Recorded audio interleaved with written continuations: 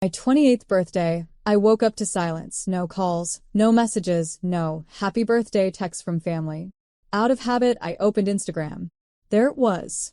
A carousel post of my parents, my sister, and her boyfriend grinning on a beach in Hawaii. The caption: "Surprise trip for our girl. She's the only one who makes us proud." Below it, Mom's comments sparkled like venom. "She deserves the world." I sat there, the glow of the screen painting my face blue, the words echoing in my chest like a punch. My name is Maya Hart, I'm 28, and that morning, I finally understood what family hierarchy really means. They hadn't forgotten my birthday. They'd ignored it. Deliberately. For years I'd been the reliable one, the helper, the responsible child. I'd covered my sister's rent twice, loaned Mom my savings for her emergency dental work, and never complained when Dad called my career in finance a desk job for people who play safe. And now, while they sipped cocktails in Maui, I was home, working overtime to pay off the credit card I'd once used to bail my sister out. So I smiled, a calm, practice smile, opened my banking app, and clicked withdraw, full transfer confirm. Every dollar from the family fund, the one I'd created and managed for them, was now in a separate account under my name. The one they never had access to because Maya handles the money. I logged out, shut the laptop, and whispered, "You wanted pride? You'll get silence instead." Outside, rain tapped the window softly. It felt less like a storm and more like applause. They had no idea yet. But this birthday gift? It was finally for me. By noon, I'd already received my first family emergency call. Mom's name flashed on the screen. I let it ring twice before answering on the third. Her voice was frantic. "Maya, something's wrong with the bank account. The Hawaii card's been declined." I leaned back in my chair. "That's strange," I said, feigning confusion. "Didn't you say I wasn't part of the family anymore? Maybe the system finally caught up."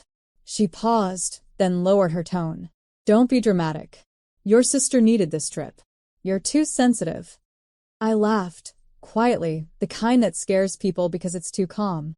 "Sensitive? You just said online that she's the only one who makes you proud." "Maya, people exaggerate on social media. You know that, right?" I said. "And I exaggerated when I covered your mortgage last spring, I guess." There was silence, the kind that exposes everything. Then she snapped. "You're selfish. We're on vacation, and you choose now to make a scene?" I smiled into the receiver. "Enjoy the sun, Mom. You've earned it. But from now on, your pride gets to pay its own bills." I hung up, blocked the family group chat, and turned my phone face down.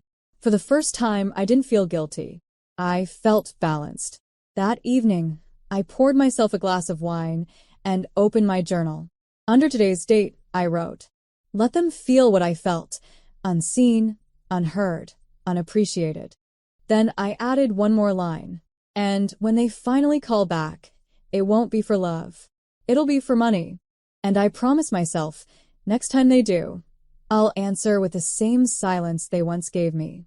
The next morning, I woke to another string of messages, missed calls, voicemails, and a frantic group chat titled, "Family Account Issue." Dad's voice on voicemail was sharp and shaking. "Maya, what the hell did you do? The funds are gone. We can't access the card. Fix this immediately before your mother has a breakdown." I poured my coffee, pressed play again, and let the words sink in like music. They didn't ask if I was okay. They didn't say happy birthday. They said, "Fix this." It was the same script as always, my time, my money, my guilt. Not this time.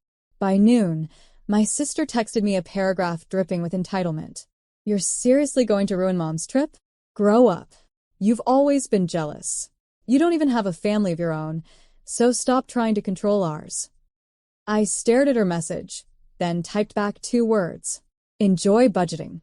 Then I turned off my phone and walked out into the city sunlight. For the first time in years, I didn't feel like their backup plan. I felt like my own person, the one who finally decided where her loyalty ends. That afternoon, I went to the bank in person and moved the rest of my linked assets into a new account under my business name.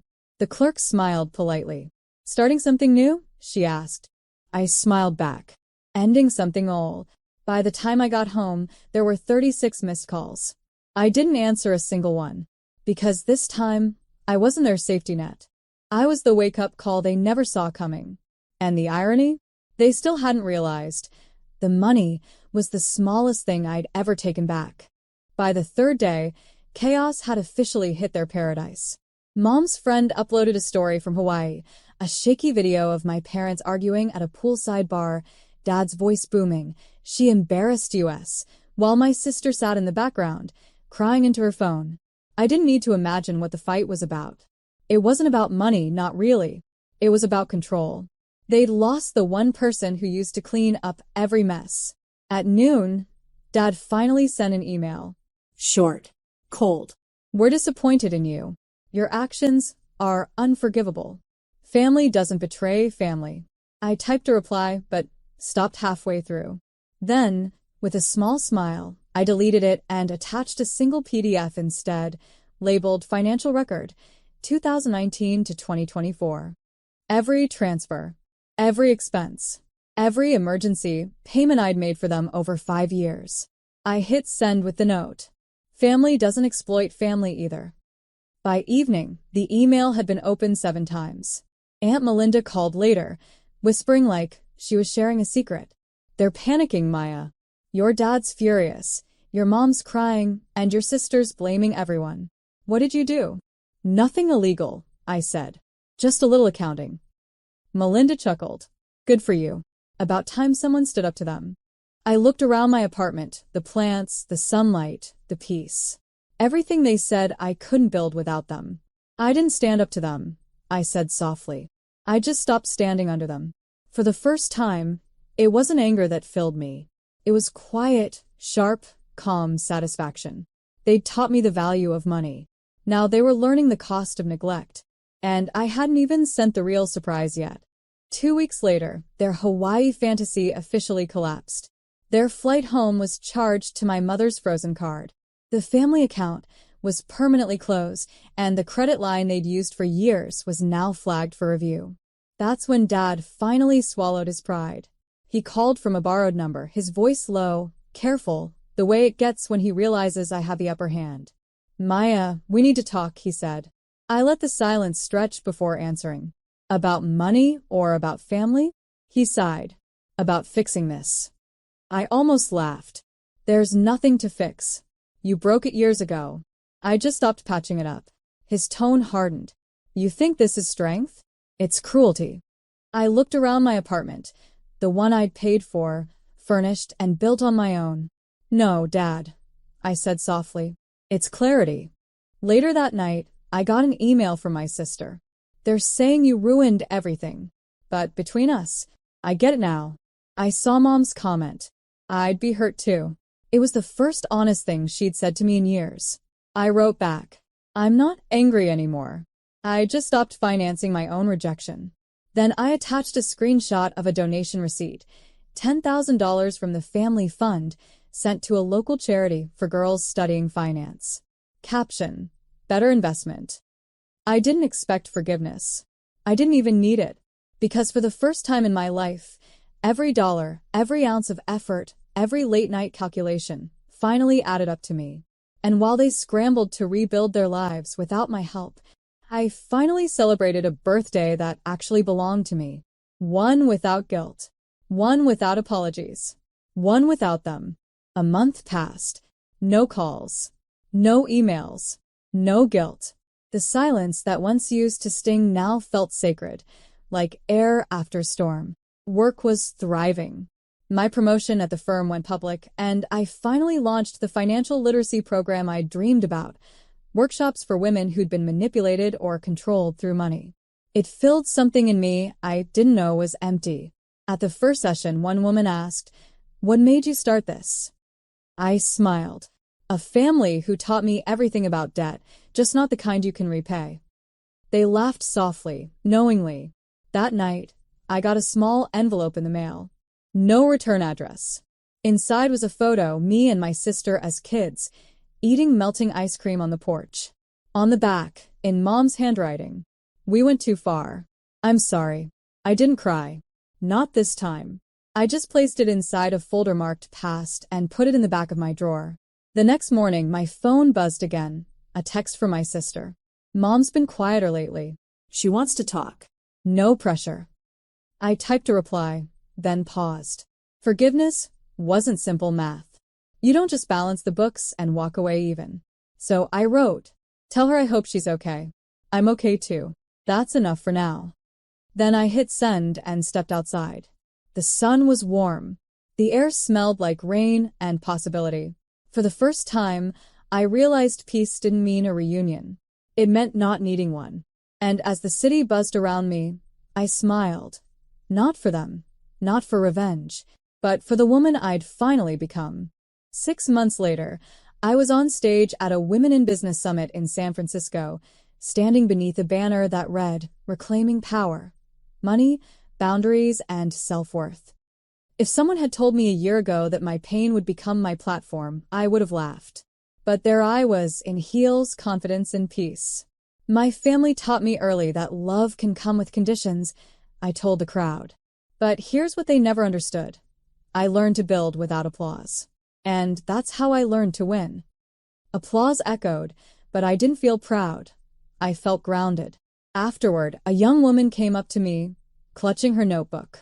My mom says I owe her everything, she said quietly. Even my paycheck. I smiled gently. Then start by owing yourself peace. That's the first debt you pay. Her eyes welled up, and in that moment, I saw my younger self in her, scared, loyal, confused. The version of me who stayed too long, paid too much, and asked too little. Later that night, I sat in my hotel room, overlooking the bay. My sister's name flashed on my phone again. Mom asked if she can come to your next event. She's been following your work. She said she's proud. I stared at the message for a long time. It didn't ache like it used to. It just felt distant. I replied, tell her thank you. That's enough. Then I muted the thread, closed my phone, and turned toward the window. The water shimmered under the city lights, calm, endless, unbothered. It looked like freedom. It was freedom. Because sometimes the best kind of healing is the one that doesn't need witnesses. Just quiet, earned peace. A year later, I celebrated my birthday somewhere I'd never been before, on purpose. No family, no group chats, no fake smiles. Just me, a quiet beach in Greece, and the sound of the tide rolling in. I watched the sun dip low and thought of every version of myself I'd been.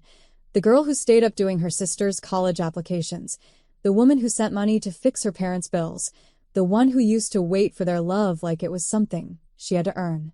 Now, I didn't wait for anything. I built it. The notification chime broke the silence.